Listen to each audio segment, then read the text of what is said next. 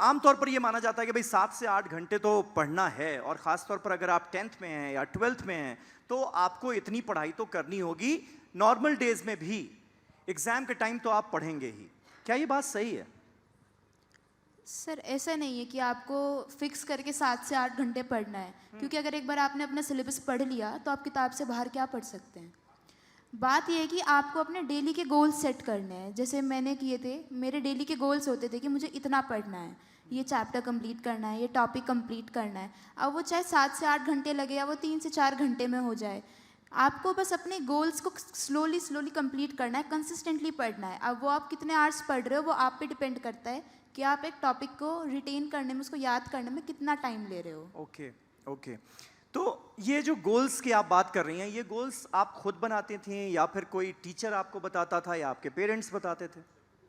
Sir mainly तो मेरे goals खुद के होते थे। जैसे अगर कोई स्कूल में टॉपिक पढ़ाया तो मेरा ये होता था कि मुझे वो टॉपिक घर जाकर खुद पढ़ना है, तो मैंने टीचर के साथ कवर अप कर लिया। तो उससे क्या होता था कि अगर टीचर कोई नेक्स्ट टॉपिक समझाएगा तो मेरी कनेक्टिविटी बनी रहेगी उस टॉपिक के साथ। और बाकी अगर फ्री टाइम या एग्ज़ाम्स के टाइम पर जो गोल्स होते थे वो मेरे गोल्स खुद के होते थे कि मुझे इतना सिलेबस इतने दिन में कंप्लीट करना ही करना तो ये है। बात सही है कि आपने कोई ट्यूशन ही नहीं ली? हाँ सर, मतलब कोई परफेक्ट कोचिंग नहीं कह सकते कि मैंने कंसिस्टेंट कोचिंग ली थी। बाकी रेमेडियल क्लासेस वगैरह होते थे स्कूल में, वो अटेंड की थी। तो कभी ज़रूरत महसूस नहीं हुई? नहीं सर। ओके। श्लोका, आप का अगर मंत्रा पूछा जाए, सक्सेस मंत्रा, तो आपके हिसाब से क्या है? आप क्या सलाह देना चाहेंगी यहाँ पर बैठे उन छात्र छात्राओं को जिनको 10th के एग्ज़ाम देने हैं या 12th के एग्ज़ाम्स देने हैं? सर आई थिंक फर्स्ट चीज़ तो ये है कि जो भी गोल सेट किया है, ज़रूरी नहीं है कि सबका गोल यही हो कि कोई 99 लाए, 98 लाए।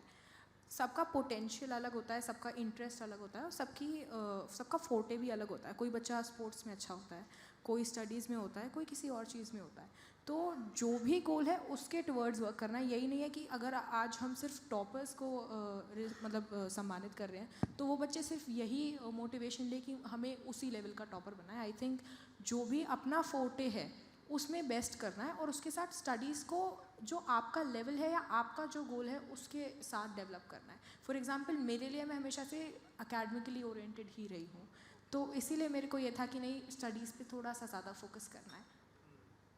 अच्छा करण, आजकल बच्चों के लिए सबसे बड़ा डिस्ट्रैक्शन फ़ोन बन गया है।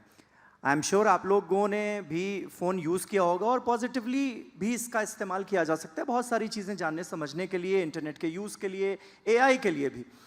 लेकिन आजकल पेरेंट्स की एक बड़ी समस्या ये बनती जा रही है कि बच्चे फ़ोन इतना इस्तेमाल कर रहे हैं और उसमें टाइम वेस्ट बहुत ज़्यादा हो रहा है। तो आप लोगों ने कैसे इस पर काबू पाया, या बिना काबू पाए ही इतने नंबर ले आए? सर मैं तो स्कूल में रुका करता था, वहाँ फ़ोन अलाउड नहीं था, तो फ़ोन तो मम्मी के पास ही रहता था। घर पे थोड़ा बहुत चला लेता था घर जाके रात को 9-10 बजे। तो कोई उसकी तो कोई दिक्कत नहीं आई। बाकी जिनको दिक्कत आती है वो ये कर सकते हैं कि अपनी पेरेंट्स के रूम में जाके पढ़ लें, तो पेरेंट्स आपको देखते भी रहेंगे कि आप फ़ोन में क्या देख रहे हैं, पढ़ाई कर रहे हैं, कुछ और कर रहे हैं। हाँ अच्छा।